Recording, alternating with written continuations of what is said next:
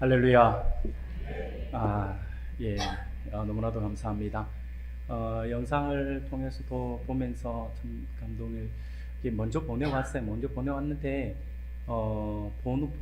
그냥 컴퓨터 앞에서 앉아서 볼 때는, 잘 만들었네. 이 정도면 됐네. 이렇게 했는데, 우리 또 예배 드리는 가운데 보니까 되게 또 감동이 돼요. 또 감동이 되어서 너무나도 고맙고 감사하고요.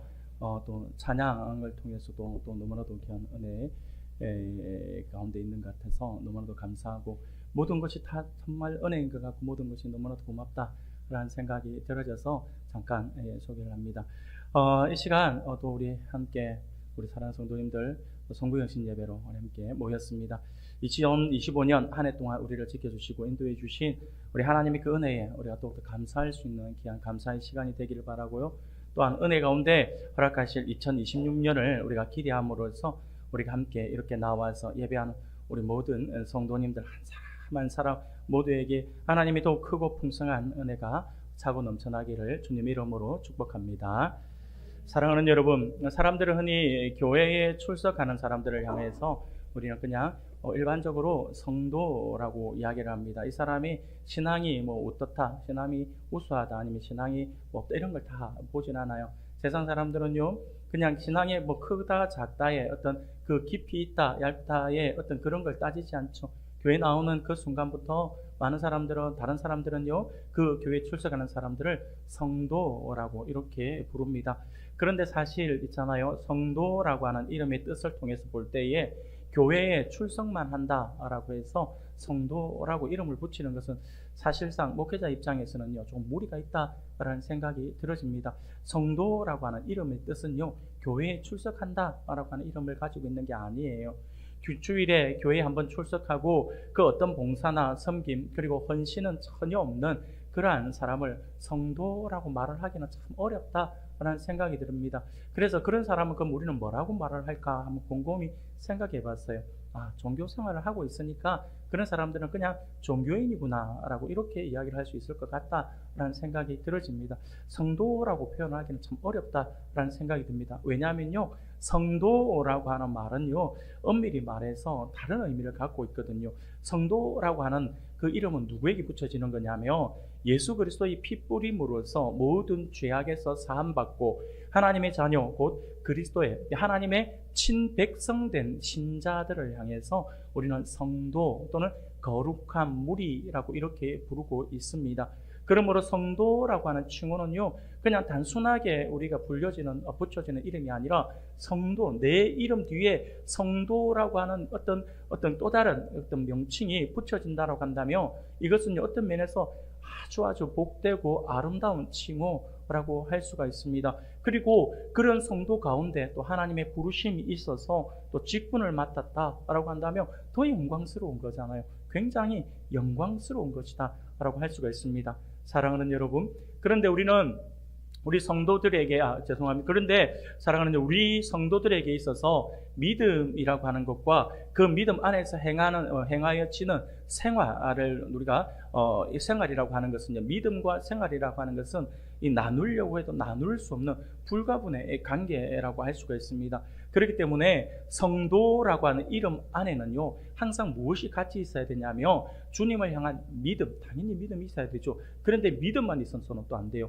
주님과 함께한 주님을 향한 그 믿음과 반드시 그 믿음에서 따라오는 생활이 있어야 한다고 하는 거죠. 그래서 믿음과 생활이 일치할 때에만 우리가 성도라고 하는 그 이름에 부끄러움이 없는 그러한 사람이다라고 할 수가 있을 것입니다.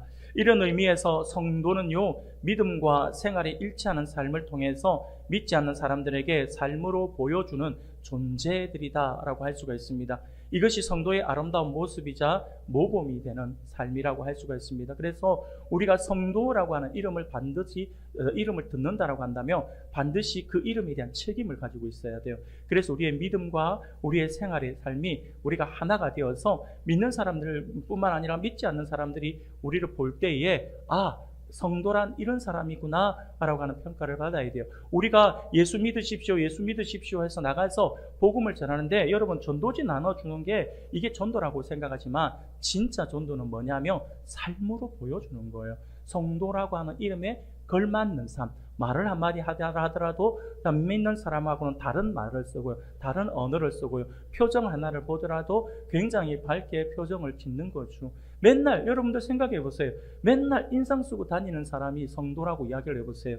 그 사람 따라서 교회 가고 싶겠습니까? 안 따라가죠. 안 따라가요. 그래서 반드시 성도라고 할 때는요, 삶과 믿음과 삶이 일치가 되어야 한다라고 하는 것입니다.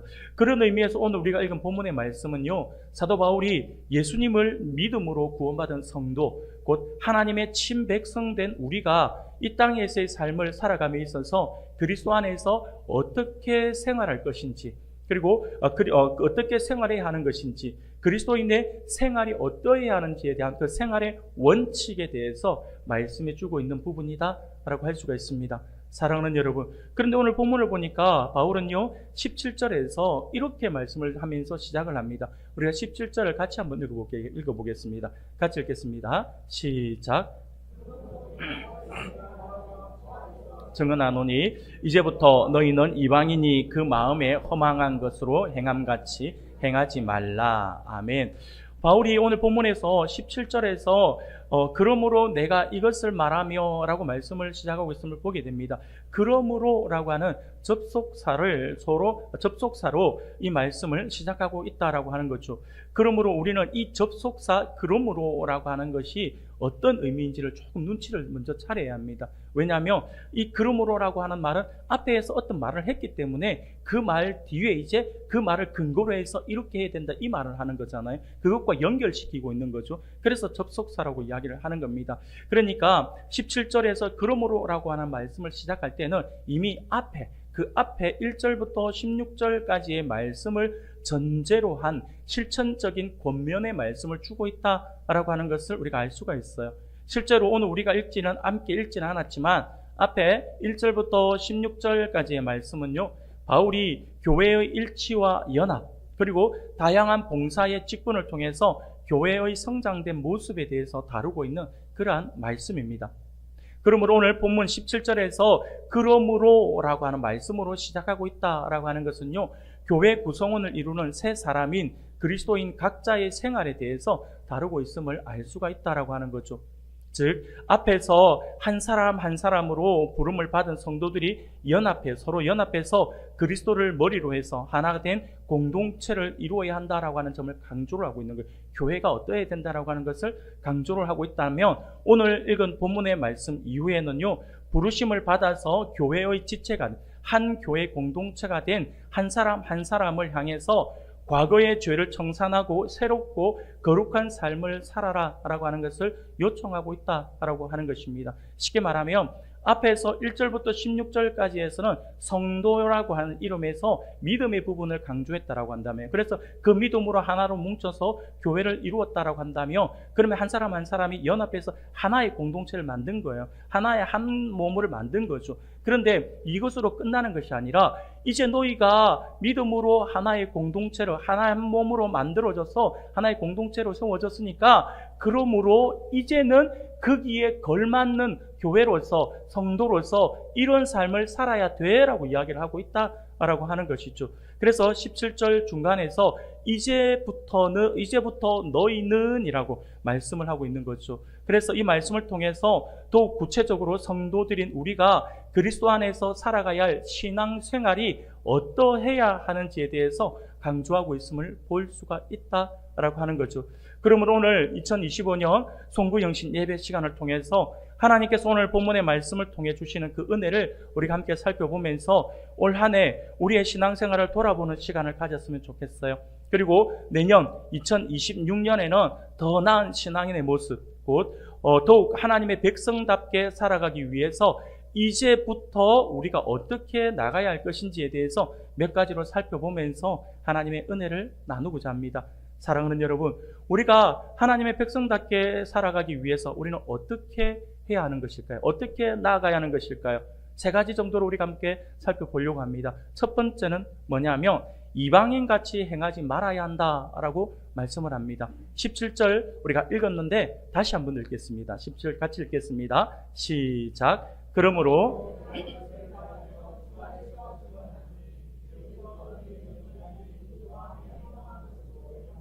행하지 말라. 아멘. 이 말씀을 하는데 이게 무슨 말이냐니까 우리가 그리스도 안에서 새 사람으로 지음받았기 때문에 이것을 하라. 지금 이걸 이야기하고 있어요. 여러분, 여기서 이방인이다라고, 이방인처럼 하지 말라라고 지금 이야기를 하고 있잖아요. 그래서 이방인이라고 할 때에 이 이방인은 누구를 가리키는 것일까요? 과거에 구약시대에서 이방인은 뚜렷했어요. 하나님 이스라엘 백성들이 아닌 다 국민, 다른 나라 사람들을 이방인이라고 이렇게 이야기했잖아요. 그럼 오늘날은 누구를 이방인이라고 이야기를 할 수가 있을까요? 당연히 우리도 오늘날도 쉽게 생각해 볼 수가 있어요. 그게 뭐냐면 오늘날의 이방인이라고 하는 것은 육에 속한 사람 또는요 땅의 것만을 생각하는 불신자라고도 이야기를 할 수가 있을 것입니다. 이러한 이방인은 근본적으로 그 마음이 허망함으로 온갖 죄악된 생활만을 나타낸다라고 하는 거죠. 바울이 지금 그걸 이야기하고 있습니다. 그러면 여기서 말하고 있는 허망한 것이다 라고 했는데 이 허망한 것은 무엇을 의미하고 있는 것일까요? 허망하다라고 하는 것은 어떤 의미냐니까 아무런 목적이 없으며 결과가 없다는 측면에서 허무하고 같다는, 그러니까 아무 죄송합니다. 아무 쓸모도 없는, 쓸데기 없는 그러한 어떤 일에 내가 매진을 한다든지 그렇게 하는 사람들, 그러니까 이렇게 허탄하게 시간들을 허비하는 사람들, 그러한 것들을 이 허망한 것이다라고 이렇게 이야기를 하는 거죠. 결국 마음에 허망한 것이다라고 하는 것은요, 하나님을 알지 못하는 사람들이 그 마음에 하나님을 인정하지 않으므로 진정한 의미의 행복을 얻을 수 없고 삶의 열매를 맺을 수 없는 그 상태를 말하고 있다라고 하는 거죠. 쉽게 말하면 하나님을 떠나서 생활하는 것, 왜 하나님이 우선이 아니라 나의 다른 어떤 것이 우선이 되어서 생활하는 그 모든 것들은 허망한 것이다라고 하는 거죠. 왜 내가 신자인데, 나는 성도인데 왜 내가 하는 모든 것들이, 내가 그런 부분들이 있었다면 왜 이게 허망하다라고 이야기를 할까라고 생각을 할 수 있어요. 근데 우리 하나님께서 우리를 만들어주신 목적이 있잖아요. 사람을 만들어주신 목적이 있어요. 그리고 하나님께서 우리를 또 성도로 불러주신 그 목적도 있다라고 하는 거죠. 근데 그 목적에는요, 오직 하나님이 우선순위에 놓여져 있는 거예요. 그래서 하나님이 우선이 되지 않는 모든 우리의 삶들은요, 어떻게 보면, 그래서 그 삶은, 하나님이 우선이 되지 않는 모든 삶은 이 땅의 것이잖아요. 이 땅의 것. 이 땅에서 내가 더 잘 먹기 위해서, 더 잘 살기 위해서, 더 좋은 차 타기 위해서, 더 좋은 집 가기 위해서 막 그렇게 투자하고 그렇게 생활하는, 심지어 그런 것들을 위해서 하나님께 드려야 될 시간조차도 드리지 않는 그러한 사람들, 그러한 모습들, 모든 것들이 다 허망한 것이다 라고 하는 거죠. 우리는 솔직히 이야기해서 우리는요, 조금 덜 가져도 돼요. 조금 덜 먹어도 돼요. 조금 질 좀 떨어지는 거 해도 돼요. 그러나 그것이 중요한 게 아니라 우리는 그렇게 좀 모자란다 하더라도 하나님이 우선순위가 되어 있다라고 한다면 하나님은요, 그 사람을 크게 보시는 거죠. 그래서 그 사람들을 하나님 복 주시는 것이지, 하나님은 뒷전에 두고 하나님 우선순위가 되지 않고 하나님 앞에 드려야 될 시간, 하나님 앞에 드려야 될 물질, 하나님 앞에 드려야 될 나의 모든 열정들, 그것을 나를 위해서 쏟아붓고 있다면 당연히 그건 허망한 것이 되는 거죠. 여기서 그걸 이야기하고 있는 것입니다. 그래서 마치 하나님을 알지 못하는 사람들이 하는 것 같은 모습을 우리가 갖고 있을 수 있다고 하는 거죠. 그래서 이방인들처럼 하지 말라. 지금 이 대상이 누구예요? 성도예요, 성도. 에베소 교회 성도들에게 지금 하고 있는 거잖아요. 근데 우리 안에도 이방인같이 생활하는 그런 사람들이 있다라고 하는 거잖아요, 지금. 그들을 향해서 이야기하고 있는 것입니다. 사랑하는 여러분, 우리가 알고 있는 것처럼 성경에서 말하고 있는 죄, 우리가 한번 생각해 봐야 합니다. 성경에서 말하고 있는 죄라고 하는 것은요, 헬라어로 하마르티아라고 하는 단어를 써요. 하마르티아라고 하는 단어를 쓰는데, 이 하마르티아가 어떤 의미를 갖고 있냐니까 관역을 빗나가다예요. 관역을 빗나가다. 쉽게 말하면 뭐냐면 정도에서 벗어난다라고 하는 것. 그럼 무엇이 정도냐? 하나님의 말씀인 거죠. 하나님의 말씀에서 빗나가고 하나님 말씀에서 벗어나는 그 모든 것, 그걸 다 뭐라고 한다고요?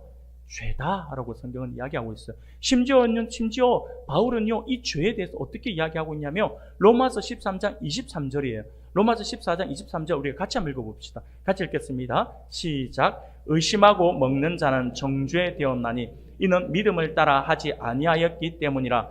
믿음을 따라 하지 아니하는 것은 다 죄니라. 여러분, 뭐가 죄라고요? 믿음을 따라 하지 않는 모든 것이 죄라고 하는 거예요. 이게 뭘 의미하는 걸까요? 여러분 잘 생각하셔야 돼요. 조금 전에 제가 말씀을 드린 것처럼 하나님이 우선순위가 되지 않는 이유가 뭘까요?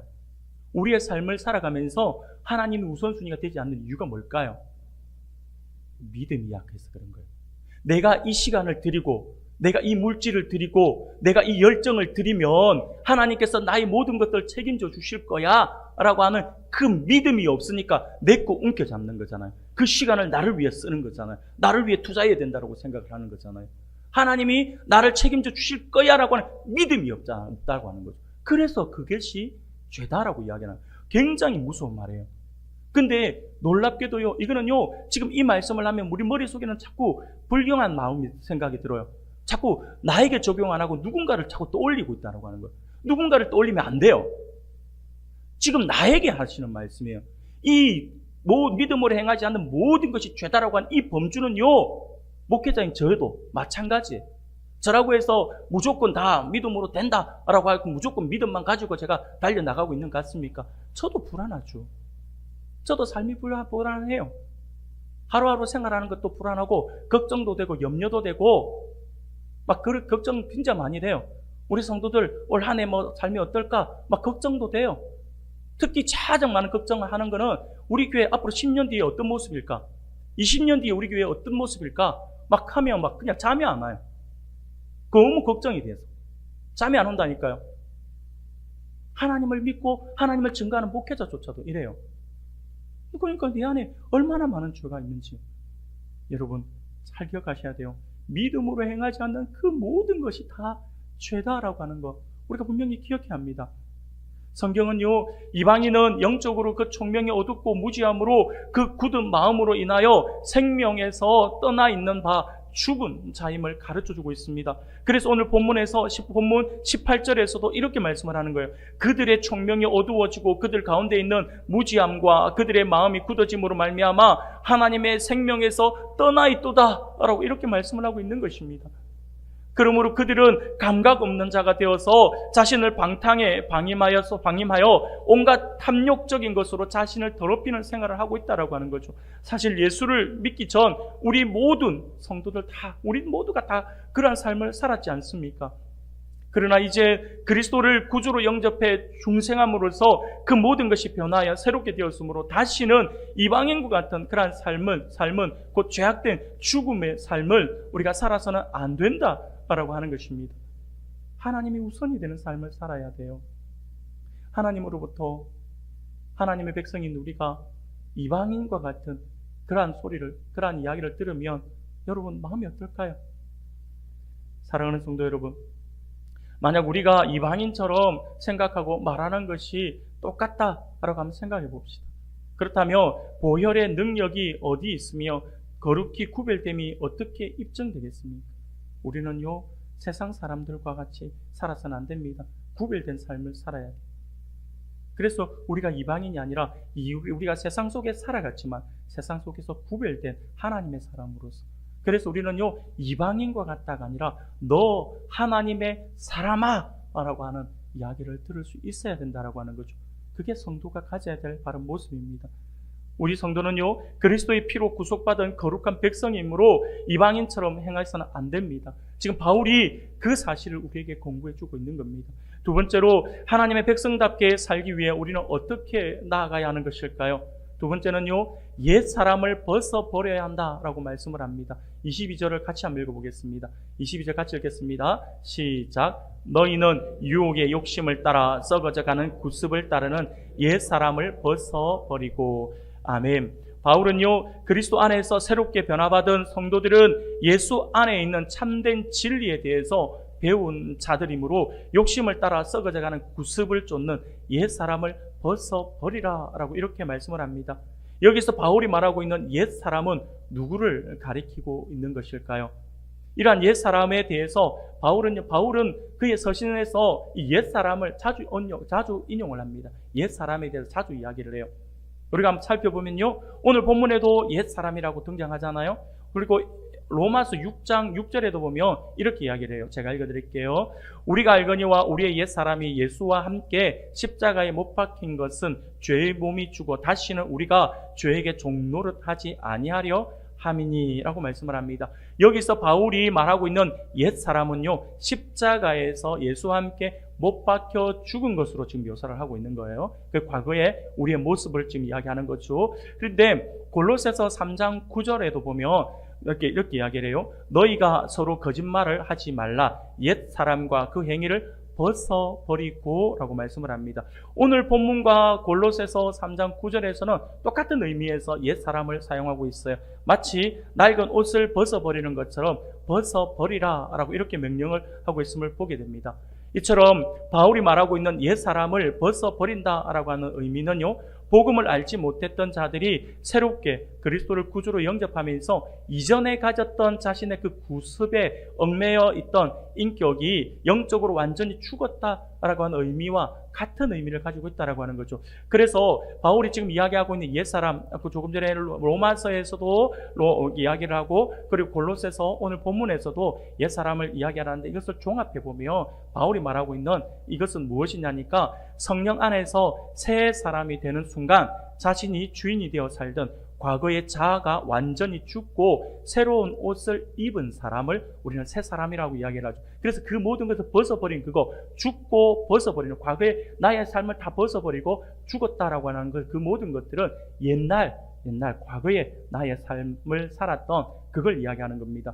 그리스도를 주인으로 섬기고 그분의 말씀에 순종하며 사는 그 사람이 되었잖아요. 그래서 그 사람을 새 사람이라고 이야기를 하는 거죠. 마치 이것은요, 병아리가 달걀의 그 껍질에 그 딱딱한 껍질을 깨고 나와야지만 전혀 새로운 세상에서 새로운 삶을 시작할 수 있듯이, 우리 역시 옛 자라고 하는 껍질을 벗어버리고 새로운 세상으로 나와야지만 영원한 생명이 보장되는 새로운 인생을 시작할 수가 있다라고 하는 거죠. 그래서 과거에 우리의 모습을 죽어야 돼요. 우리가 입었던 그 옛날의 그 모습은, 옛 사람이 죽어야 되고 옛 사람을 벗어버려야지만 그 안에 새로운 자아가 새로운 것이 들어와요. 그래야지만 우리가 새로운 세상을 우리가 알 수가 있고 그 영광을 우리가 볼 수가 있다라고 하는 거죠. 그러므로 바울이 본문에서 말하고 있는 옛 사람은요, 예수를 구주로 영접하기 전의 사람, 죄와 허물로 죽었던 사람을 가리키고 있다라고 하는 것을 알 수가 있습니다. 이러한 옛 사람의 마음은 허망하고 무지하고 완악함으로 그 삶이 철저하게 유혹의 욕심을 따르기에 그 삶이 썩어져 악취가 나는 방탕함 그 자체라고 할 수가 있을 것입니다. 사랑하는 우리 성도 여러분, 바울은 갈라디아서 6장 8절에서 이렇게 말씀을 합니다. 우리가 같이 한번 읽어보겠습니다. 같이 읽겠습니다. 시작. 자기의 육체를 위하여 심는 자는 육체로부터 썩어질 것을 거두고 성령을 위하여 심는 자는 성령으로부터 영생을 거두리라. 아멘. 지금 이 말씀은요, 심은 대로 거둠은 하나님의 공이다라고 하는 것을 말하고 있는 겁니다. 동기가 선한 데에서는 당연히 동기가 선한 데에서 악한 동기에서 선한 열매를 거둘 수가 없는 거잖아요. 심은 대로 거두는 거예요. 이건 진리입니다. 그러므로 성도들은 썩어 냄새나는 옛사람을 벗어버려야 합니다. 옷도 오래 입으면 때 묻어서 악취가 나듯이 사람도 마찬가지입니다. 성도로서 우리가 옛사람을 벗지 아니하면 그 모습은 참으로 흉하다 할 것입니다. 무릇 그리스도의 신부로서의 아름다움, 곧 성화되어가는 거룩한 모습, 이것이 곧 예수 그리스도를 닮아가는 모습이다 라고 할 수가 있는 거죠. 그래서 우리가 성도로서 우리가 바르게 살아가려고 한다면 옛사람을 벗어버려야 되는 거예요. 이방인처럼 해서도 안 되고 옛사람을 벗어버려야 되는 거예요. 옛사람을 벗어버려야지만 그 벗은, 우리가 옷을 벗잖아요. 옷을 벗고 나면 옷을 벗는 이유가 뭘까요? 갑자기 목욕탕 생각하시면 안 돼요. 씻으려고 이렇게 생각하시면 안 되고, 옷을 벗는 이유가 뭘까요?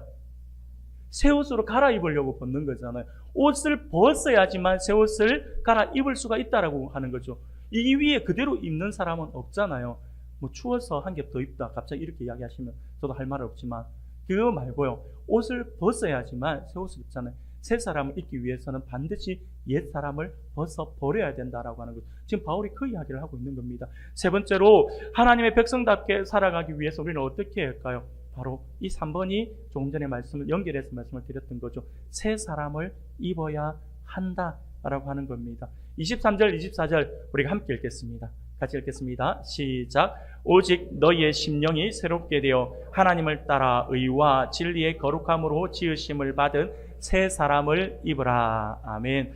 사랑하는 여러분, 바울은요 앞서서 하나님의 백성답게 살아가기 위해서 먼저 이방인같이 행하지 말라라고 말씀을 하고 있고요, 그리고 옛사람을 벗어버려야 한다라고 권고를 했어요. 그런데 이방인과 같이 행하지 말고 옛사람을 벗어버려라 라고 하는 것이 조금 소극적인 어떤 부분에 있어서의 소극적인 명령이라고 한다면, 이 세 번째는 적극적인 명령이라 할 수 있습니다. 더욱 적극적인 성도의 삶으로서 이제는 새 사람을 입어야 된다라고 명령을 하고 있다라고 하는 거죠.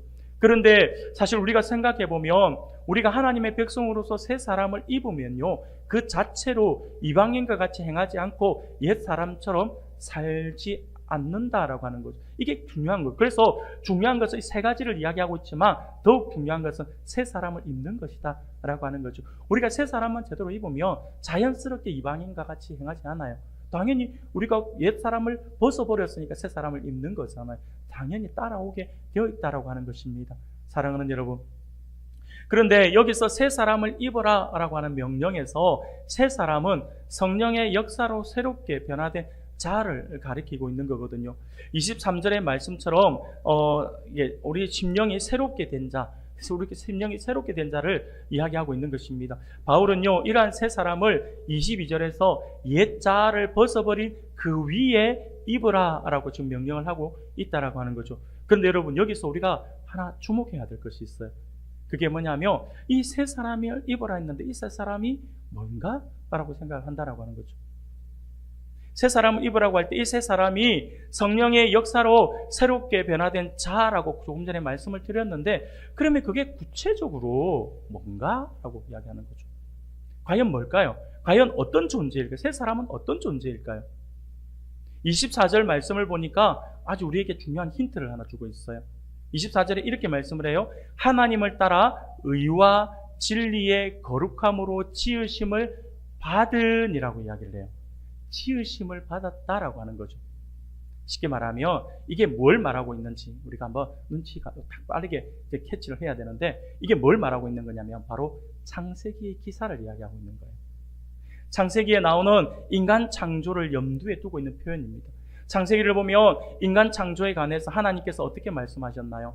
이렇게 말씀을 하셨죠. 이건 우리 같이 한번 읽어볼까요? 창세기 1장 26절 27절 말씀입니다. 한 목소리를 같이 읽겠습니다. 시작. 하나님이 이르시되 우리의 형상을 따라 우리의 모양대로 우리가 사람을 만들고 그들로 바다의 물고기와 하늘의 새와 가축과 온 땅과 땅에 기는 모든 것을 다스리게 하자 하시고, 하나님이 자기 형상 곧 하나님의 형상대로 사람을 창조하시되 남자와 여자를 창조하시고. 아멘. 사랑하는 여러분, 이 창세기 1장 26절 27절에서 강조하고 있는 것이 뭐냐면 바로 하나님의 형상이에요. 하나님의 형상, 바로 이겁니다. 지금 바울이 그걸 염두에 두고 이야기를 하고 있는 거예요. 쉽게 말하면 오늘 본문에서 바울이 새 사람이라고 하는데, 이 새 사람은요 창세기의 이 인간 창조 기사에 나오는 그 말씀에서 나오는 인간 본연의 모습을 이야기하고 있는 것입니다. 가장 하나님 닮은 사람으로서의 아담과 하와, 하나님이 처음 만들 때의 사람의 모습, 그걸 이야기하고 있는 거죠. 우리 하나님의 백성들이 입어야 할 새 사람은 다름이 아니라 창조시에 부여되었던 하나님의 형상을 회복하는 차원에서의 새 사람을 입어야 한다라고 하는 것입니다. 이러한 하나님의 형상의 특징이 뭔가라고 할 때 그게 오늘 본문에서 이야기하고 있는 거예요. 바울이 조금 더 구체적으로 쉽게 설명하고 있는 거죠. 바로 하나님의 형상의 특징은 의와 진리의 거룩함이다 라고 이야기를 하지 않습니까? 의와 거룩은요 바로 하나님의 아주 중요한 속성입니다. 하나님의 성품이에요. 그러므로 바울이 24절에서 하나님을 따라 의와 진리의 거룩함으로 지으심을 받은 새 사람을 입으라 라고 강조하고 있는 진정한 의미는, 우리가 하나님의 백성들로서 하나님의 성품을 본받아서 의와 거룩을 특징으로 하는 하나님의 형상을 회복하는 대로 나아가야 한다라고 이야기하고 있는 거죠. 우리의 삶 속에서 하나님의 의를 드러내야 되는 거죠. 하나님의 공의를 드러내야 돼요. 하나님의 거룩을 드러내야 되는 거예요. 거룩은요, 하나님께서 누차히 계속해서 우리에게 강조하고 있는 거였죠. 내가 거룩하니 너희도 거룩하라 라고 말씀하잖아. 쉽게 말하면 우리가 우리의 삶 속에서 하나님의 의를 드러내고 하나님의 공의를 드러내는 삶을 살고 내가 거룩으로 나아가고 있다면 우리는 하나님의 형상을 회복해 나가고 있다라고 하는 거죠. 지금 그 이야기를 하고 싶은 겁니다, 바울은. 사랑하는 우리 성도 여러분, 오늘 송구의 영신 예배를 통해서 하나님께서 우리에게 주시는 이 귀한 말씀을 기억할 수 있기를 바랍니다. 여러분, 기억하십니까? 우리가 지금 근 3년 동안 이렇게 주제를 우리가 가지고 계속해서 이렇게 달려 나오고 있는데 혹시 기억하시나요? 2024년 우리가 어떤 주제로 달려왔냐면 하늘의 예배를 회복하라. 기억하시죠? 기억하시죠? 기억 안 나십니까? 예, 기억 안 나시는 게 정상입니다. 예, 저는 처음 우리 교회에 와서 21년에 와서 22년에 여러분들과 함께 나누었던 말씀이 배우고 확신한 일에 거하라 라고 말씀을 함께 나누었고요. 그리고 23년에는 복이 될지라, 너는 복이 될지라 라고 말씀을 나누었잖아요. 그리고는 24년에 하늘 예배를 회복하라 라고, 왜냐하면 코로나 때문에 너무나도 우리가 조금 짓눌려 있었던 거기에서 하나님이 무너졌던 하나님을 향한 예배를 회복해야 한다라고 하는 의미에서 하늘 예배를 회복하자라고 하는 주제로 달려왔어요.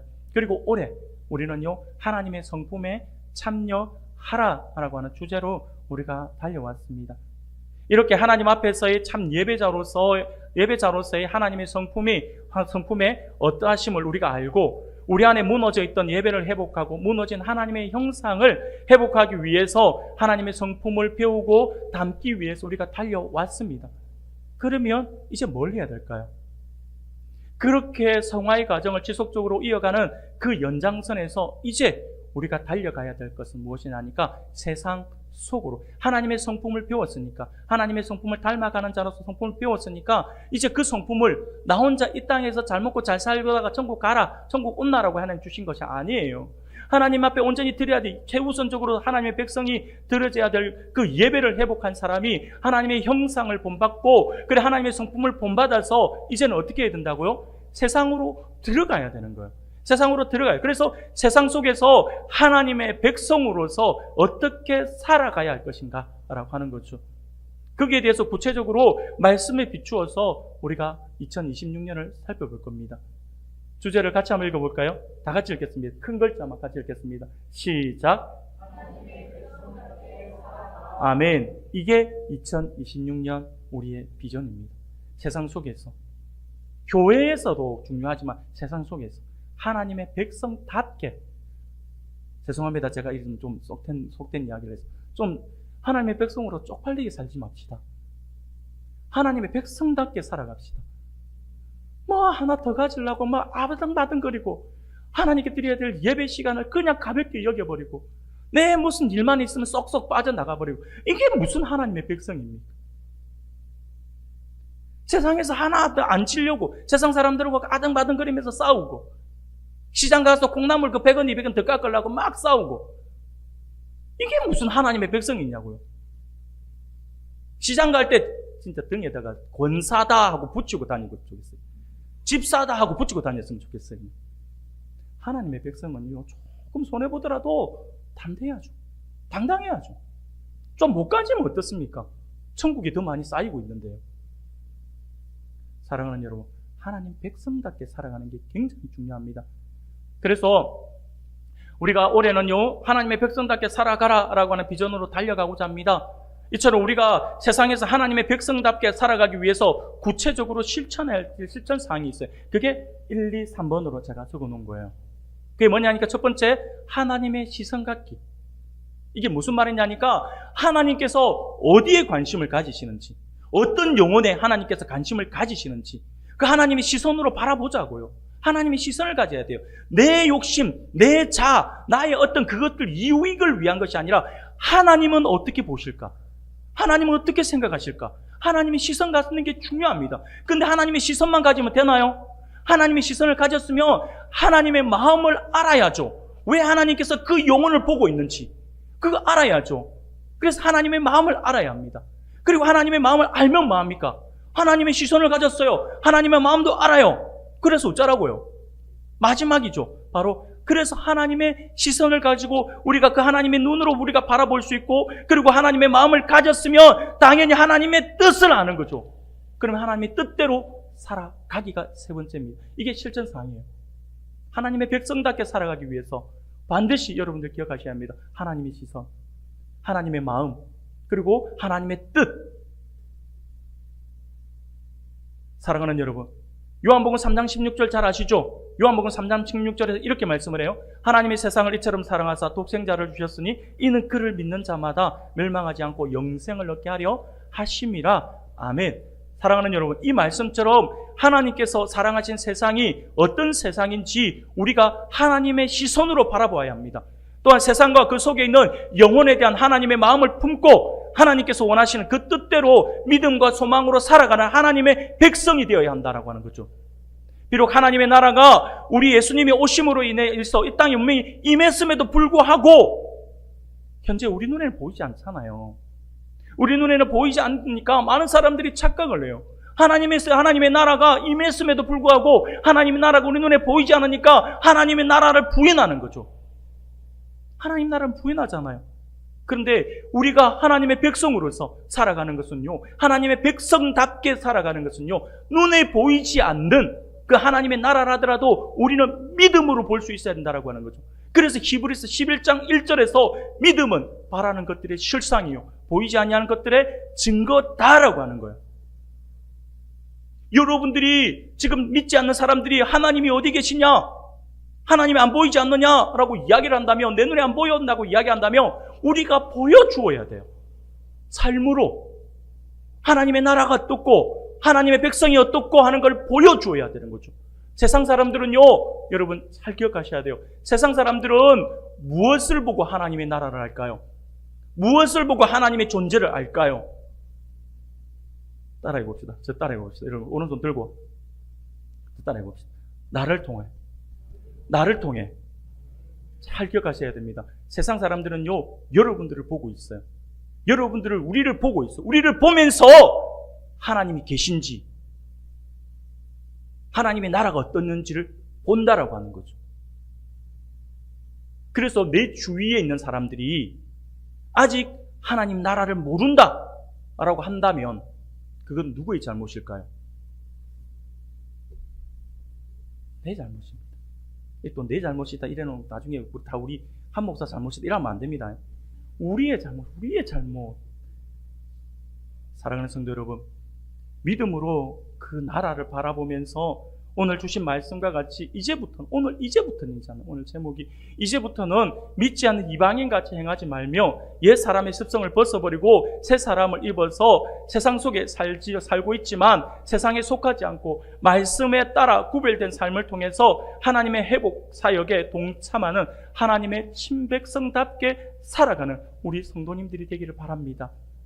그래서 우리 사랑하는 성도님들은 모두가, 우리 영광교회에 소속되어 있는 모든 성도들, 우리 모두가 오늘 하나님께서 우리에게 주신 말씀을 분명히 기억해서 올 한 해 2026년은 더욱 지역사회 안에서 주님 주신 사명을 감당함으로써 하늘의 신령한 복과 은혜를 누리면서 행복한 성도, 건강한 목장, 아름다운 교회를 세워나감으로써 하나님 보시기에 힘이 좋은 그러한 교회로서 우리 은광교회를 다 함께 세워나가는 우리 모든 성도님들이 다 되시기를 주님의 이름으로 축원합니다.